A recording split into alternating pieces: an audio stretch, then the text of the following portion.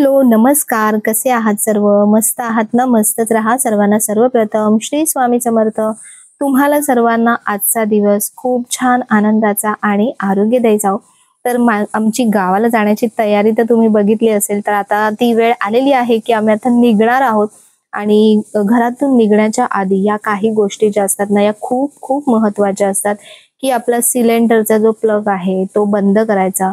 त्यानंतर हे सगळं फ्रीजमध्ये सगळं व्यवस्थित आहे का, फ्रीजचं बटन कधीच बंद करायचं नाही. त्यानंतर जे पाण्याचे आपले जे सगळे कॉक वगैरे आहेत, इलेक्ट्रिसिटी सगळीकडे म्हणजे AC वगैरे सगळं व्यवस्थित बंद केलंय का. तर बघा इतकं सारं सामान आमचं सगळं झालेलं आहे, बॅगिंग पॅकिंग सगळ्या. तर एवढ्या सगळ्या बॅग्स झाल्यात, 2 बॅग्स आणि 2, 3, 4 पिशव्या आहेत. आता म्हणजे गाडी आहे जायला म्हणून ठीक आहे, पण असं दुसऱ्या व्हेकलने गेलो असतं तर कसं एवढं सगळं सामान नेलं असतं.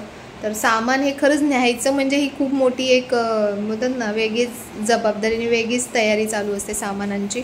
तर सामान भरलंय, शेवटी पॅकिंग झालंय, आता तयारी झाली आहे आमच्या सर्वांची बघा. तर आम्ही आता वाट बघतोय स्वप्नीलची. स्वप्नील येईल आणि त्यानंतर सामान सगळं खाली जाणार. तर फायनली आमची तयारी आता झालेली आहे. खूप वेळेपासून कधीपासून टायमिंग मामाने सांगितलेला, त्याच्या आम्ही 3:30 झालेले आहे. नाही पण आता तयारी झाली ऑलमोस्ट. थोडाफार उशीर होतो, थोडा टाईम इकडे तिकडे होतो, पण बरोबर जाताना आपण निघताना कधी सगळ्या गोष्टी व्यवस्थित चेक करून घ्यायच्या, डोकं शांत ठेवायचं आणि सर्व घरातलं जाताना चेक करायचं आणि त्यानंतर निघायचं. तर आता ते येतील आणि मग सामान वगैरे भरून मग आम्ही निघणार आहे. तर जाताना आता काय काय गोष्टी असतात, काय काय गोष्टी भेटतात दिसतात, तर त्या सगळ्या मी तुमच्यासोबत शेअर करणार आहे. तर चला. विवादे विषादे प्रमादे प्रवासे चले चालले पर्वते शत्रुमते अरण्ये शरण्ये सदा मा प्रवाहि गति स्वं त्वमेका भवानी गति स्वं त्वमेका भवानी.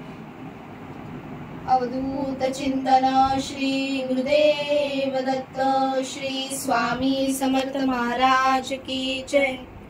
तर तुम्ही विचारलं होतं की ताई समजा आता कोणी नसेलच घरी पाणी घालण्यासाठी तर काय करायचं. तर बघा अशा ज्या यूज अँड थ्रो आपल्या ज्या बिस्लेरीच्या वगैरे प्लास्टिकच्या बॉटल्स असतात ना, त्याला असा पुढे होल करायचा, जेणेकरून त्याच्यातून एक एक थेंब असं पाणी ड्रिप होत राहील. आणि मी तुळशीमध्ये बघा इथे या साईडला ही बॉटल अशी ठेवली आहे, कारण मावशी सुद्धा 2 दिवसानंतर येणार आहेत. तर इथून ऊन जास्त लागतं, तर म्हणून तुळशीच्या इथे मी अशी पाण्याची बॉटल ठेवली की जेणेकरून थेंब थेंब पाणी आपल्या कुंडीमध्ये पडत राहतं आणि आपली झाडं सुकत नाहीत. तर आता सगळी तयारी झाली आहे. स्वप्नील खाली आलेला आहे आणि आम्ही आता निघतोय. बघा शायनिंग मारतो, काम कर, काहीतरी भरताना बिरताना काम कर, टाइमपास करतोय. पूर्ण पॅक काट्याबिट्या टाकल्यात आम्ही आतमध्ये, सगळं काट्याबिट्या भरल्यात, लॅपटॉपच्या बॅग टेबल भरलाय, सगळी पूर्ण गाडी पॅक झाली आहे.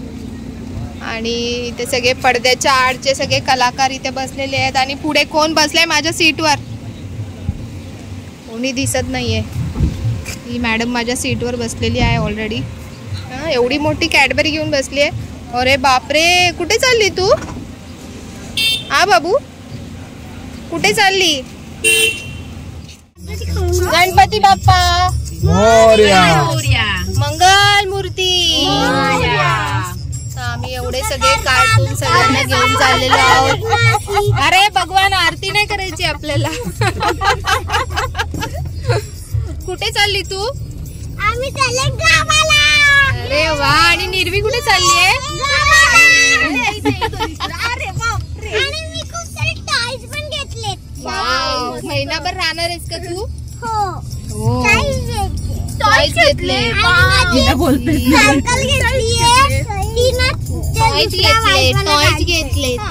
आम्ही खूप काय काय घेतले. आता आम्ही जाताना पण बघू काय काय करणार आहे, तर तुमच्यासोबत थोडंफार शेअर करू. आणि आमचे ड्रायव्हर आहेत, थोडेसे स्टायलिश आहेत आमच्यासोबत सूट झाले. आणि कोण कोण अनघा आहे, निष्ठाला तर तुम्ही बघितलंच आहे. आणि बाकीचे तुम्ही म्हणाल कुठे गेले, तर बाकीचे सगळे दुसरी अजून एक आम्हाला गाडी आलेली आहे, अजून एक गाडी मिळालेली, तर त्या गाडीत सगळे गेलेत. सरप्राईज एलिमेंट झाला होता तो. नवीन नाही तर आम्हाला सगळं सामान डोक्यावर घेऊन वरती कॅरियर बांधायला लागला.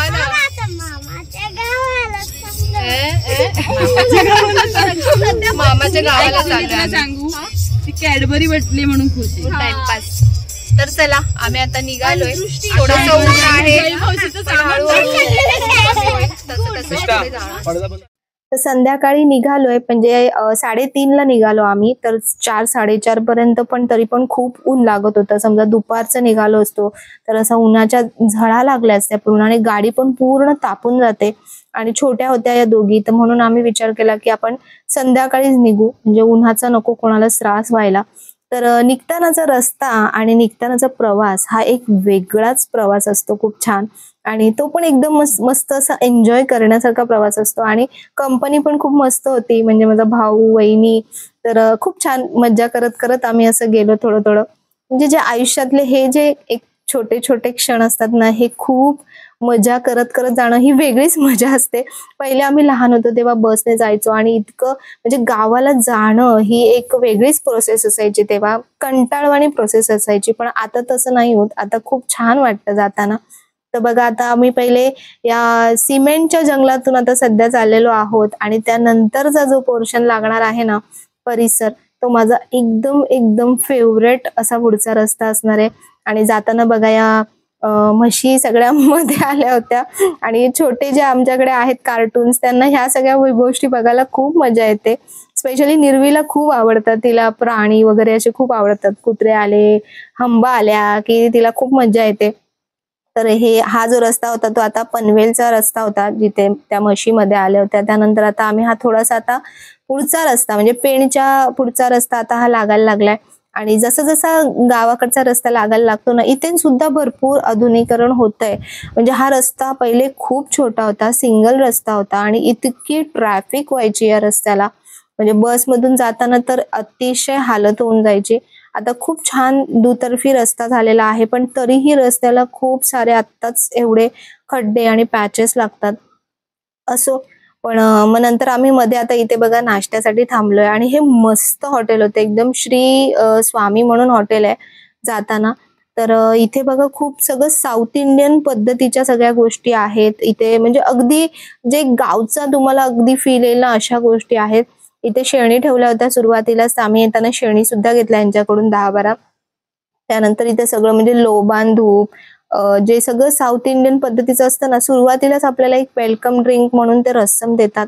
आणि इथे बघा हनी, ऑइल्स सगळे वेगवेगळे, त्यानंतर सांडगे, कुरडया, असं सगळं सगळं इतकं मस्त ठेवलं होतं. ज्यांना खरंच अशा गावच्या गोष्टी आवडतात तर त्यांच्यासाठी एकदम परफेक्ट आहे. तर बघा जसं मी तुम्हाला म्हटलं होतं की रस्सम, तर हे रस्सम त्यांनी दिलं होतं. मला नकोय, मला नाही आवडत. नको, छान आहे ना, काहीतरी वेगळं, मस्त आहे. तू काय खाणार? मी खाणार डोसा. डोसा. आणि निर्वी काय खाणार?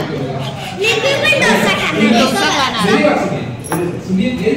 तर इथे आम्ही ना सगळे साऊथ इंडियन डिशेस ट्राय केले. तर सर्वात पहिले दृष्टीने डोसा मागवला होता आणि डोशाला एका डोशासोबत 8 प्रकारच्या चटणी त्यांनी दिल्या होत्या. तर इतकं म्हणजे आम्हाला इतकं मस्त वाटलं ना. मला तर साऊथ इंडियन डिशेस खूप आवडतात आणि खूप सुदीन वाटतात. म्हणजे तेलकट असं भजी बिजी अशा गोष्टी खाण्यापेक्षा ना याने असं पोट पण भरल्यासारखं वाटतं आणि त्रास पण होत नाही. पप्पांना थोडंसं ते रस्सम काय थोडं आवडलं नाही. कसं त्यांची आधीच्या लोकांच्या ज्या खाण्यापिण्याच्या चवी असतात त्या वेगळ्या असतात, पण तरी माझे पप्पा सगळ्या गोष्टींमध्ये ऍडजस्ट होऊन जातात. त्यांना कधीच कुठल्या गोष्टीत त्यांची कंप्लेंट नसते की हे कशाला घेतलं, ते कशाला घेतलं. ते सगळ्यांसोबत मिक्स होऊन जातात. निष्ठा मॅडमनी मिसळ मागवली होती बऱ्यापैकी, पण छान होती. पण तुम्ही चटणी बघितली असेल किती प्रकारच्या होत्या. ही एक गाडी होती, जी अनघाचा भाऊ आहे साकेत म्हणून, त्याची गाडी होती. तो आयत्या वेळेला म्हणजे आदल्या दिवशीच त्याने फोन केला की मी पण निघतोय, तर तुम्ही जर कोणाला यायचं असेल तर तुम्ही या. ते बघा तुम्हाला इथे दिसत असेल जे हॉटेल होतं श्री स्वामी हॉटेल आहे. तर तुम्हाला समजा या रस्त्याला तुम्ही जात असाल तर नक्की इथे जा, खूप मस्त आहे. लोबान धूप वगैरे ह्या गोष्टी खूप छान मिळतात इथे. आणि हे बघा सगळ्यांनी कसे टिक्के लावलेत. तिथे जे काका होते ना त्यांनी सगळ्यांना टिक्के लावले, विभूतीचे टिक्के लावले होते. नाश्ता केला है ना, आणि काय खाल्लं? पनीर लॉलीपॉप खाल्ला, डोसा खाल्ला. Very good. कसा होता डोसा? खूप मस्त. मस्त होता ना आणि खरंच छान होता. ज्यांना साऊथ इंडियन खायचंय ना त्यांनी या हॉटेलला या. साऊथ इंडियन जेवण ट्रेनला आहे स्वामी हॉटेल. किती चटणी होत्या हे बोर्ड दाखव. एवढे तर पुन्हा एकदा जाताना एक ग्लान्स तुम्हाला दाखवते. भाऊ बोला हा बोर्ड दाखव, म्हणजे कोणाला पण यायचं असेल तर त्यांना समजेल की कुठल्या रस्त्याला हे लागतं. तर हळूहळू आता संध्याकाळ व्हायला लागली आहे आणि संध्याकाळच्या प्रवासाची एक वेगळीच मजा येते. खूप मस्त वाटत होतं. वातावरण एकदम शांत आणि असं थंड झालं होतं. उन्हाची जी रखरख होती ती कमी झाली होती बऱ्यापैकी आणि खूप थंड वातावरण झालं होतं आणि मस्त पोट पण भरलं होतं, मन पण भरलं होतं आणि वातावरण पण छान वाटत होतं. तर आमची पुढचा जो प्रवास आहे तो सुरू झाला. आता पहिल्यासारखं गाव असं खूप लांब वाटत नाही, लवकर येतो कारण रस्ते आता सगळीकडे म्हणजे अक्षरशः संपूर्ण गावापर्यंत आमच्या एकदम मस्त रस्ता झाला. हा गोवा हायवे आहे पूर्ण. तर त्याच्यामुळे जे म्हणजे ड्राईव्ह करतात त्यांना पण चांगलं वाटतं आणि आपल्याला पण बरं वाटतं. तर बघा आता खूप अंधार पडलेला आहे. जवळपास आता 9 वाजले होते, 9 साडेनऊ झाले असतील. तर आम्ही अगदी म्हणजे आता गावाला पोहोचण्याच्या बेतातच आहोत. तर मस्त गाणी विणी ऐकत आम्ही हळूहळू आमचा प्रवास चालू होता. कारण लहान मुलं असल्यानंतर ना थोडंसं ड्राईव्ह करताना पण एक गोष्ट मी तुम्हाला सांगते की सेफलीच ड्राईव्ह करत जा. खूप जास्त रस्ता जरी रिकामा असला तरी खूप जास्त फास्ट रश ड्रायव्हिंग करू नका. कारण आता एक तर उन्हाचा तडाखा आहे, त्यामुळे गाडीचे जे टायर्स असतात ना तर ते जे सिमेंटचे रस्ते असतात त्याच्यावरती त्या टायर्सचं घर्षण होऊन बऱ्याचदा टायर ब्लास्ट होण्याचे म्हणजे खूप सारे असे प्रकार ऐकण्यात आलेले आहेत. तर म्हणून हळू गाडी चालवा. थोडासा उशीर झाला तर चालेल पण सेफ ड्रायव्हिंग करत जा. त्याच्यामुळे आपलेही प्राण वाचतात आणि इतरांचे सुद्धा. तर हा बघा हा कोकण रेल्वे, हा मला ब्रिज दाखवायचा होता. काय होत होतं माहिती का, जेव्हा पण मी तुम्हाला असं काही स्पेशल ह्या पाट्या किंवा ब्रिज असं काही दाखवायचा प्रयत्न करत होते ना ते पटकन निघून जायचं आणि त्यानंतर मी कॅमेरा हातात घ्यायची. तर त्याच्यामुळे त्या गोष्टी राहिल्या. पण ठीक आहे. असा रस्ता बघा आता हा आमच्या गावाला जायचा म्हणजे पोलादपूरचा हा जो रस्ता आहे तो अगदी एकदम जसं काय एअरपोर्टचा इथला रस्ता कसा बनलाय तसा अगदी रस्ता बनलाय. म्हणजे गाडी इथून तुम्ही 100च्या स्पीडला जरी नेली तरी एकदम स्मूथली जाते आणि इथे काही ट्रॅफिक किंवा गाड्यांची वर्दळ वगैरे काहीच नसते. त्यामुळे तुम्ही मस्त, ज्यांना ड्राईव्ह करायची खूप आवड आहे ना त्यांच्यासाठी एकदम मस्त रस्ता आहे. तर बघा रस्ता किती स्मूथ आहे, एकदम छान चाललोय आम्ही. आणि आता जवळपास 10:30 वाजले होते आम्हाला पोलादपूरला पोहोचायला. आम्ही निघालो होतो 3:30-4ला आणि बघा आम्ही ऍक्च्युली त्या हॉटेलमध्ये म्हणजे जिथे स्वामी ओम मध्ये आम्ही जिथे उतरलो होतो ना तिथेच आम्हाला 1 तास गेला. त्यानंतर इथे मग आम्ही आल्यानंतर थोडंसं खाल्लं इथल्या जवळपासच्या हॉटेलमध्ये आणि मग घरी आलो. कारण घरी आल्यानंतर तुम्हाला समजेलच की पुढे काय प्रकार आहे. तर आता एंट्री केलेली आहे आमच्या चरईसाठी. म्हणजे पोलादपूरचा जो हायवे लागतो ना त्या हायवेवरून एक लेफ्ट जातो, तिथून चरई गावाकडे रस्ता जातो. आणि हा जो प्रवास आहे ना इथल्या रस्त्याचा हा आणखीन एक वेगळाच प्रवास आहे. कारण इथून हा जो पोलादपूरचा ब्रिज तुम्ही ऐकलं असेल की पावसाळ्यामध्ये एक ब्रिज पूर्ण तुटला होता, तर तो हा ब्रिज आहे. या ब्रिजवरून जावं लागतं. इथून जवळपास चालत गेलात गावापर्यंत तर 1 तासाचा रस्ता लागतो आणि गाडीने गेलात तर 10 मिनिटात किंवा 5 ते 10 मिनिटात तुम्ही पोहोचून जाता. 10 मिनिटं, 5 मिनिटात नाही, 10 मिनिटात पोहोचून जाता. आणि अक्षरशः म्हणजे जंगल सफारी तुम्ही म्हणाल ना तसा रस्ता हा. अगदी फेवरेट रस्ता आणि अगदी फेवरेट प्लेस आहे माझं हे गाव म्हणजे. आणि मला खूप खूप खूप आवडतं. तर जाताना बघा असं कसं एकदम डेंजर वाटतं ना रस्ता, पण दिवसात तेवढाच भारी दिसतो, तेवढाच मस्त वाटतो. सनसेट सनराईज दोन्ही एकदम छान दिसतं. आणि खूप कमी घरं आहेत गावामध्ये. आता तर बरेच म्हणजे गावातले बरेचसे लोक मुंबईकडे गेलेले आहेत आणि गावात खूप कमी घरं आहेत. मी गावाचा सुद्धा टूर तुम्हाला देईन की गाव कसं आहे आमचं. खूप छान गाव आहे आणि माझ्या इथे खूप खूप खूप छान आठवणी आहेत या गावामध्ये लहानपणापासूनच्या. त्याच्यामुळे मला इथे आलं ना एक वेगळंच समाधान आणि वेगळीच मजा येते. तर इथे पोहोचलो आम्ही घरी. आता आम्ही घराचं नाव ठेवलंय सह्याद्री. आणि हे बाहेरचं जे दिसते ना अंगण ते हे आता मागच्या वर्षी बांधलंय. आधी पूर्ण लाल माती होती इथे संपूर्ण, पण इथे कसं तेवढंच रिस्की सुद्धा असतं कारण विंचू काट्याची खूप भीती असते. तर त्याच्यामुळे बाहेरचं पप्पांनी मागच्या वर्षी बांधून घेतलं आणि आता घरात एंट्री केलेली आहे. आणि एंट्री केल्या केल्या बरीचशी कामं सगळी म्हणजे एकूण एक कामं आम्हाला आता सगळी करायला लागणार आहेत.